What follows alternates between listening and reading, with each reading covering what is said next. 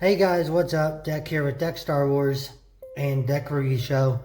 And I just got done watching on Disney Plus the Lego Star Wars Holiday Special. So this is going to be a little bit of a review, a quick review. This is going to be spoilers. I don't think Lego Star Wars needs a spoiler-free review. If you want one, pause the video, comment down below you want one, and I will make one. Alright. So this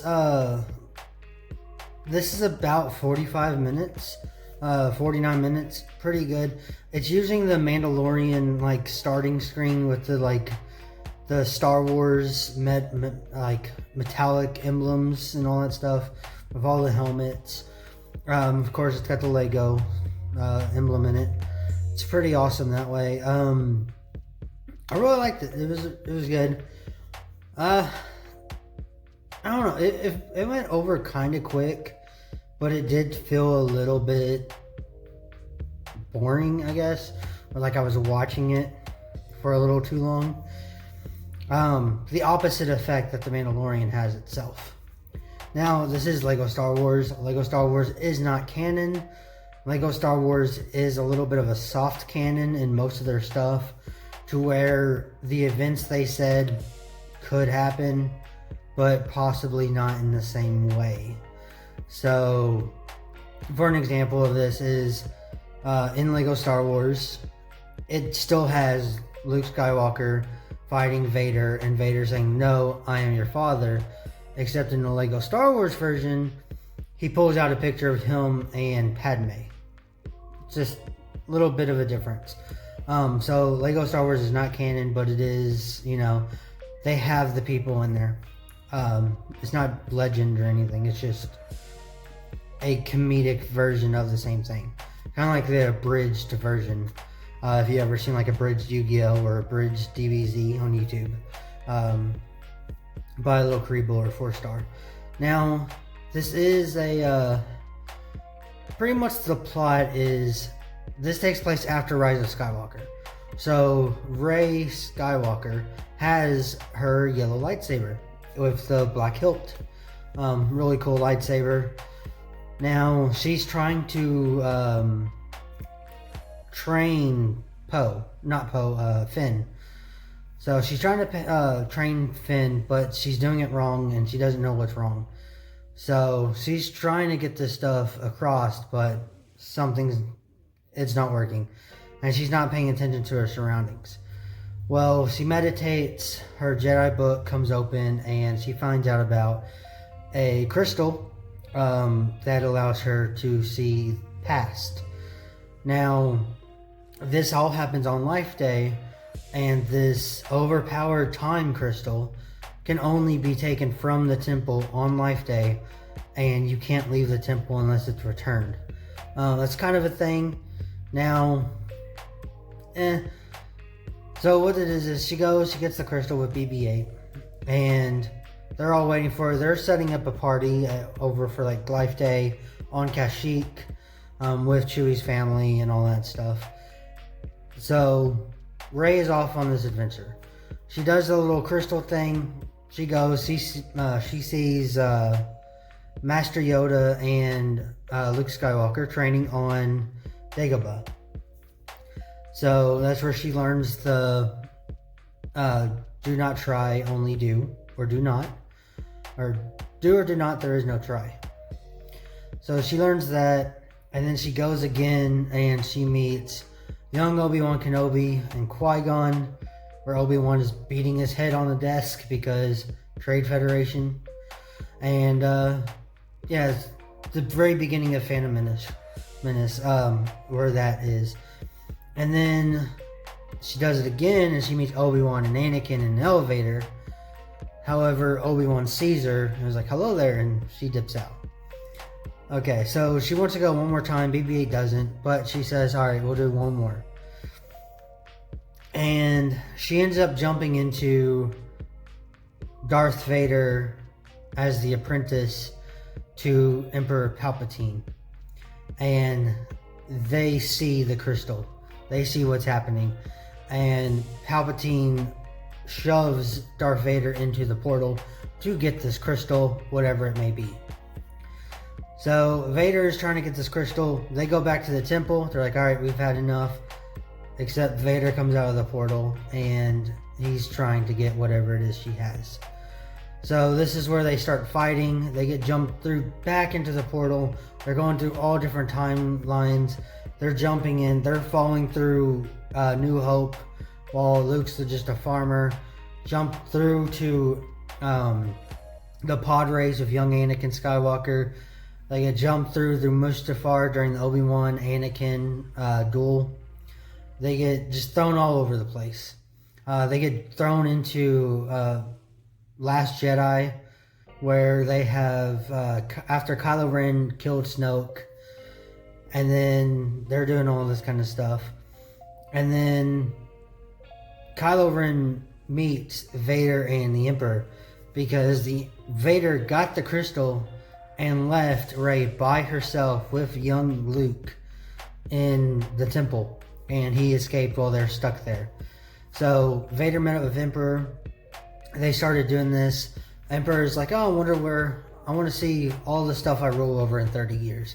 So he jumps in a portal, and that takes us to Last Jedi. He ends up in Kylo Ren's closet, where Kylo Ren's doing like a dance number and all that stuff. And they just keep talking about, hey, doesn't have a shirt on. He needs a shirt. So this is where they meet Kylo. And Kylo explains what happens to the Emperor.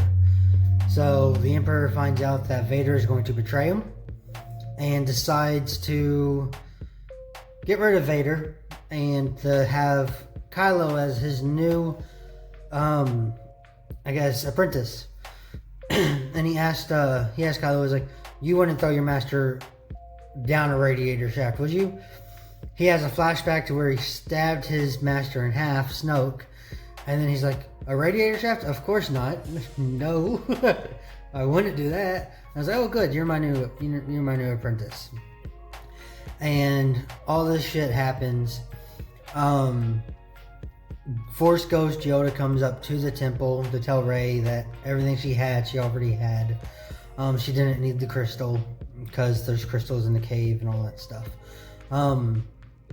So she goes back and she tries to correct this stuff. Now she goes to, I guess it's like Return of the Jedi is where they all kind of meet up. So Rey ends up there with Farmer Luke, and there's Kylo and the Emperor. So they're doing a fight. Then he says destroy Luke and Vader if he shows up. Luke and Vader comes in and is like, what are you talking about? You say destroy Vader? And they end up doing this fight. So it's Kylo, Emperor, Vader fighting Farmer Luke, Return of the Jedi Luke, Rey. And all this stuff happens. They end up getting in a fight. She basically lets go of the crystal and it makes Vader and Palpatine fly. She grabs the crystal, she goes back, start returning everything to normal, while Vader's mad that he got, betrayed. So he throws the Emperor down the shaft. All that stuff goes back to normal. Then she's returning all this stuff, everyone back to where they were. And then she goes back to the Millennium Falcon for Life Day. And she has dessert and dinner and all that shit with them. So overall, this is it's very entertaining. It felt a little bit long, in my opinion, but the design is not what I expected. So with Lego stuff like the Lego Movie, it's stop motion and it looks really good. And these Lego cartoons and stuff like the Droid Adventures or the Freemaker Saga is kind of like an animated Lego adventure. However, this movie is not that. This movie is graphics really high up, where you can actually see, like, the minifigures looks like they were painted.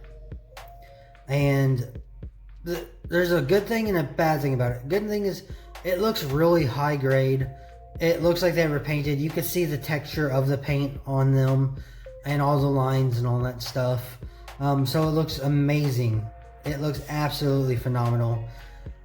The issue is real life Legos don't look like that because they're not painted. They're printed. So it's a little bit off on that. It looks like a really good high, what would be the word of this? It's like, it looks really amazing, but it doesn't really look like what it's supposed to. So it doesn't look like Lego. It just looks like a really good CG painted look-alike of Lego. And I don't know, it looked really good. It was really good. It was just a little bit distracting, to me at least, to see all of the detail and stuff for these figures. That, I don't know, it's just weird. But the other stuff, like the Lego kits, you could see the individual pieces, and that was really cool. This movie is, like I said, it's fun. It's something to watch. It is a Christmas kind of holiday movie. It is, like, they've done this like holiday special before where they did the Life Day on Kashyyyk and stuff, but that was a movie, an actual Star Wars movie that it's hard to find now. You have to do it like digitally online. You have to watch it on like YouTube or something. But I don't know. This is actually a really good holiday movie, I think. It's Star Wars. It's got all that stuff. Now, a lot of people were having the issue is, oh, well, is this going to be horrible with Rey? A lot of people hate the sequels and they want to pretend like they don't exist. However, the sequels do exist. That is, they're there. You can't get rid of them now. They are Star Wars. They are Star Wars, like it or not. Like the prequels are Star Wars. You can say you don't like it as much as you want. You could ignore them, but they're canon. They're there. Same thing is like you can ignore Rey and Finn and all that stuff. You can pretend like they don't exist, but they do. They're there. Snoke exists.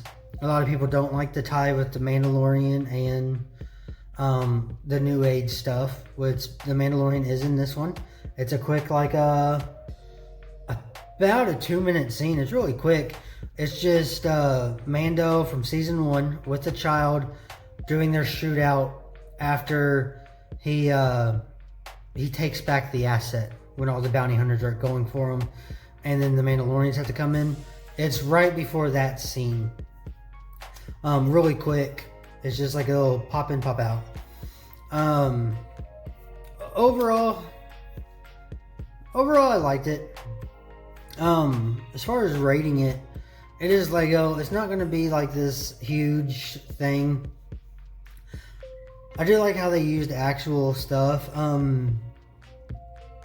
As far as, well, first off, before I get that, okay, so people don't like the sequels. They were mad about, oh, is Rey going to overshine Vader? Or is Rey going to overshine the Emperor? How is this going to happen? They're kind of... Rey is not as good as Vader. You can tell that quite clearly. Vader kicks her ass. She does like flips and all that shit. And she is good, but even then Vader is holding back. So you can kind of, you don't have to worry about that. And in the end, Vader wins. Like he should. Like Rey, this is Master Rey with the yellow lightsaber post Rise of Skywalker. And she is not on a level as Vader. And she's actually not really on the level as Kylo either. And that's one thing like a lot of people didn't understand about Rise of Skywalker. Rise of Skywalker brought it back so Ben Solo, Kylo Ren, is more powerful than Rey. Because he has Skywalker blood, which is more powerful than Palpatine. And Rey is not as powerful as Ben Solo or Darth Vader. So it's kind of like that. Pretty good. It even takes both Luke Skywalker, Return of the Jedi Luke Skywalker, and Rey to even come close to force pulling the crystal away from Vader, and even then they could not do it. Vader was too powerful. So you don't have to worry about that. That's not going to ruin anything for you. And I'm a little torn on the rating, but I'm going to go with what I'm thinking in my head, what I should rate it. And I'm going to rate it a 7 out of 10. I highly recommend this. It gets my epic seal of approval, a godly seal of approval, whatever you want to call it. I do absolutely recommend this. If you like Lego, if you like Star Wars, if you want to see just like a little 45-minute little movie of just that Christmas feeling, but with some Star Wars in it, definitely check it out. Really fun, little small adventure, 7 out of 10. I hope you guys enjoyed. I have the Mandalorian reviews coming out every week. I do a spoiler-free one on both DEK Star Wars and the DEK Review Show. This video is going to go up on DEK Star Wars and the DEK Review Show. And if you want to see the spoiler talk reviews of the Mandalorian, go over to DEK Star Wars. That is exclusive over there. The only reason this is not exclusive is because, like I said, I don't feel I need to do a spoiler-free review of the Lego Star Wars movie.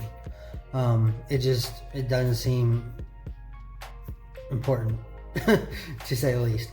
But 7 out of 10, I hope you guys enjoyed. I will see you all later, and may the Force be with you, always. Peace.